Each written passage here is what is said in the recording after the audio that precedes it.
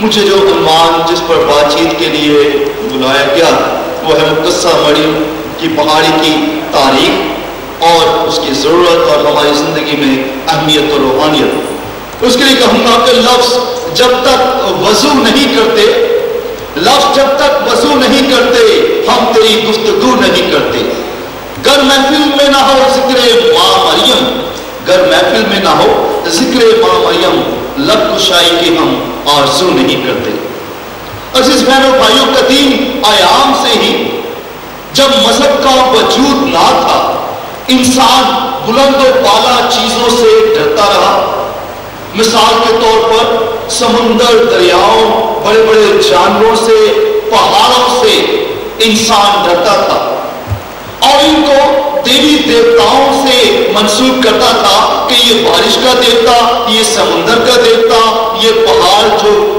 جو ہے وہ بھی کوئی دیوتا کے نام سے منسوب کرتا تھا۔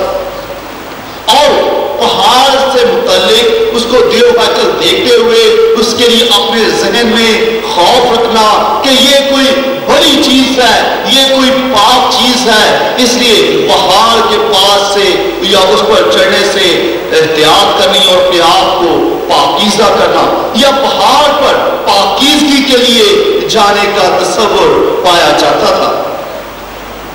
کلام مقدس کی اگر روح سے اسے دیکھیں تو پہاڑ پاکیزگی اور خدا کی موجودگی کی علامت رہے ہیں، اور پہاڑ انسانی زندگی سے یہ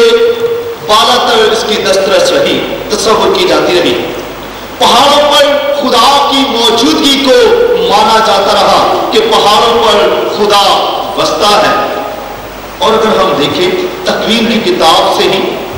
اس کا 22واں باب اس کی 2 آیت کہ جب خدا نے ابراہیم سے مخاطب ہوا جو ایمانداروں کا باپ ہے اور اسے کہا کہ تو اپنے بیٹے کو اسحاق کو لے اور موریا کی سرزمین میں جا اور وہاں پر پہاڑوں میں سے ایک پہاڑ میں تجھے دکھاؤں گا، اس پہاڑ پر تو اسے میرے حضور میں قربان کرنا۔ تو پہاڑ مقدس ہونے یا خدا کی موجودگی کی علامت سے ظاہر کیے جاتے رہے۔ تو سوگتی قربانی کے لیے ابراہیم اپنے اس بیٹے کو اس پہاڑ موریا کی سرزمین کی طرف لے کر چلتا ہے تاکہ پہاڑ کے اوپر یا پہاڑی کے اوپر اسے قربان کر سکے۔ اور پھر تکوین کی کتاب اس کا 28واں باب اور 18ویں آیت میں لکھا ہے کہ ابراہیم کا بیٹا اسحاق اور اسحاق کے بعد اس کا بیٹا جو یعقوب ہے وہ جب اپنے گھر سے نکلا اور اپنے ماموں کے گھر لابن کی سرزمین کی جانب جا رہا تھا تو راستے میں اسے وہ خدا سے ہم کلام ہوا، خدا اسے ملا اور اس نے اس مقام پر دیکھا، رویا دیکھا کہ فرشتے زمین سے آسمان پر چڑھ رہے ہیں۔ اور جب وہ صبح اٹھا تو اس نے جس پتھر پر اس نے سر رکھ کے سویا تھا اسی پتھر کو کھڑا کر دیا اور اس نے کہا کہ یہ بیت ایل ہے۔ اس جگہ کا نام بیت ایل رکھا گیا کہ خدا کا گھر، بیت سے مراد گھر اور ایل سے مراد خدا، تو بیت ایل رکھا گیا اس جگہ کا نام اس نے رکھا۔ اور اس نے پتھر کھڑا کرنے سے یہ ظاہر کیا کہ یہ جگہ اب سے پاک ہے اور اس کے جو نسل نے بھی اسی جگہ کو پاک اور مقدس مانتے رہے۔ خروج کی کتاب 3 باب کی پہلی آیات میں ہم پڑھتے ہیں کہ بزرگ موسیٰ نے جلتی ہوئی جھاڑی دیکھی، وہ حریب پہاڑ کے نزدیک کیا گیا اور اس نے جھاڑی کو دیکھا اور اس نے کہا کہ یہ جھاڑی جل کیوں نہیں جاتی، اور وہاں پر خدا سے ہم کلام ہوا اور اس نے کہا کہ جہاں تو یہ کھڑا ہے یہ جگہ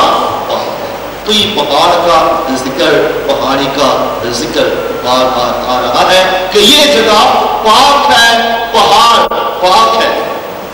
اور پھر حریب جب وہ ملک مصر سے نکالتا ہے بنی اسرائیل قوم کو اور جب وہ بحر کلثم کو عبور کرتے ہیں اور آگ کے ستون میں بادلوں کے ذریعے سے سایہ کرنے سے خدا اپنا جلوہ بنی اسرائیل پر ظاہر کرتا رہا۔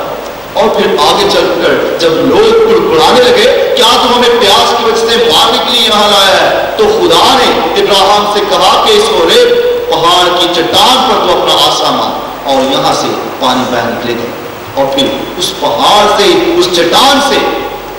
پانی بہ نکلا، اور سب نے، بنی اسرائیل قوم نے اس میں سے پی۔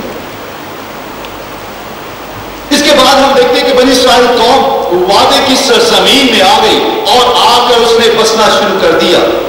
اور ملوک کی کتاب میں لکھا ہے کہ داؤد نبی نے خدا کے لیے ہیکل بنانے کا سوچا،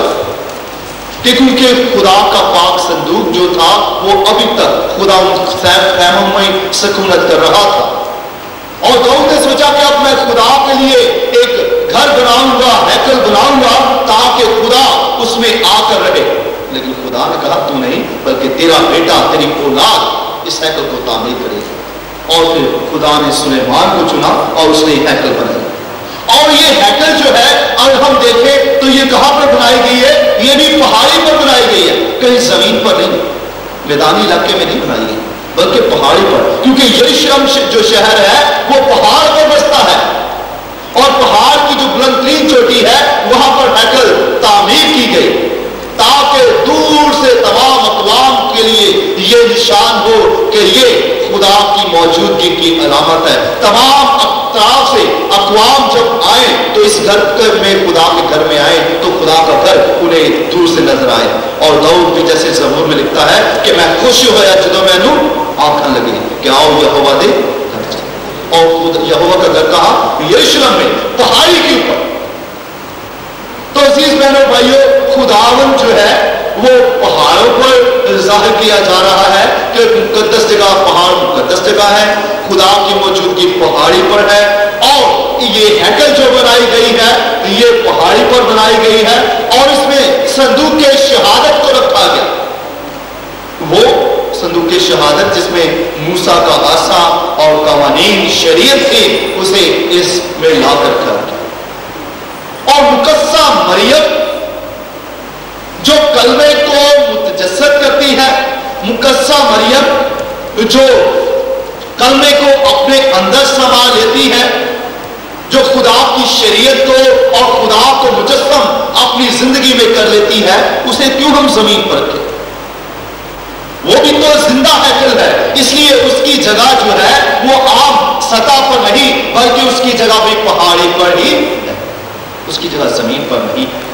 اس لیے مقدسہ مریم جو ہے وہ ہیکل ہے، وہ خدا کی ہیکل ہے، اور وہ جو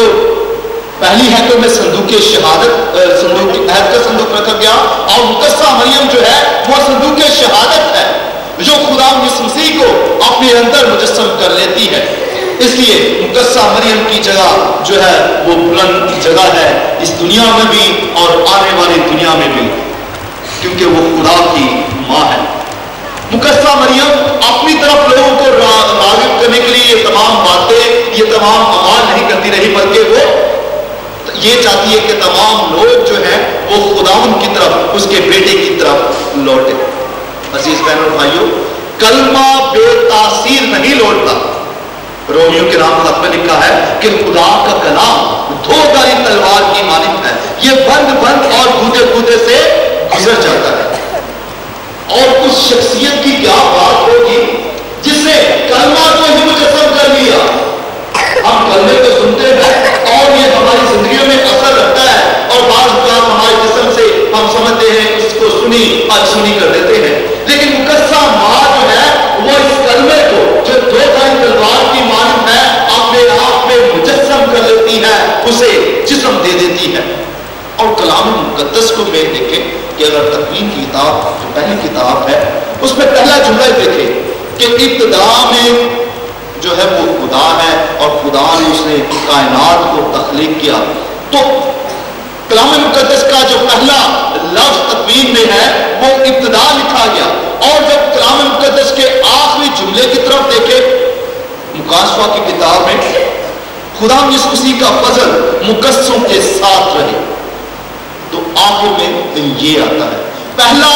حرف الف سے شروع ہوتا ہے اور آخری جو جملہ ہے اس میں یہ کا حرف آیا ہے۔ تو کلام مقدس میں جو الف سے لے کر یہ تک تمام باتیں بیان کی گئی ہیں،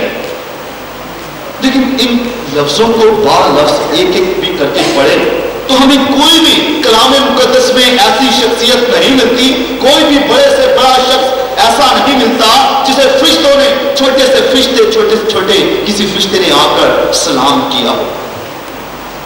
یہ صرف مقدسہ مریم کی ذات ہے کہ اسے فرشتے آ کر سلام کرتے ہیں۔ عام فرشتے کیا، لاکھوں فرشتے کیا، بلکہ جو مقرب فرشتے 7 فرشتے ہیں، اوریل، رفائل، راگویل، مکائل، سرکیل، گبریل اور پرمیل، یہ 7 مقرب فرشتے ہیں۔ تو یہ بھی مقدسہ مریم کو سلام کرتے ہیں۔ اس لیے اس عورت کی، اس خاتون کا درجہ زمین پر نہیں، نہ ہی اس کا جسد زمین پر سہنے کے لیے بنایا گیا ہے، کیونکہ وہ خدا کی ماں ہے اور خدا کو اس نے اپنے آپ میں مجسم کر لیا۔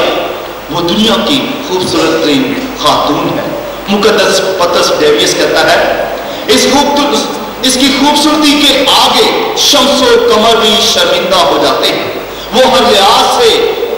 اس قدر خوبصورت ہے کہ خدا نے اسے دنیا کی تمام عورتوں میں افضل ٹھہرایا اور اپنے بیٹے کی ماں ہونے کے لیے منتخب کیا ہے۔ مقدس برنارڈ کہتے ہیں خدا نے تمام کائنات کی خوبصورتی مقدسہ مریم کو بخشی ہے۔ یہ خوبصورتی فوق الفطرت اور ما فوق الفطرت دونوں طریقوں سے ہے۔ یہ چہرے کی بھی خوبصورت ہے اور باطنی طور پر بھی خوبصورت ہے، اس لیے اس کی جگہ جو ہے وہ آسمانوں میں ہے، اور اگر ہم اس دنیا میں جب اس کا وجود سامنے رکھتے ہیں تو ہم اس کے لیے پہاڑی بناتے ہیں۔ مقدس امروز لکھتے ہیں کہ مقدسہ مریم کی زندگی ہمارے لیے آئینہ ہے، وہ ہم سب کے لیے مثال اور نمونہ ہے۔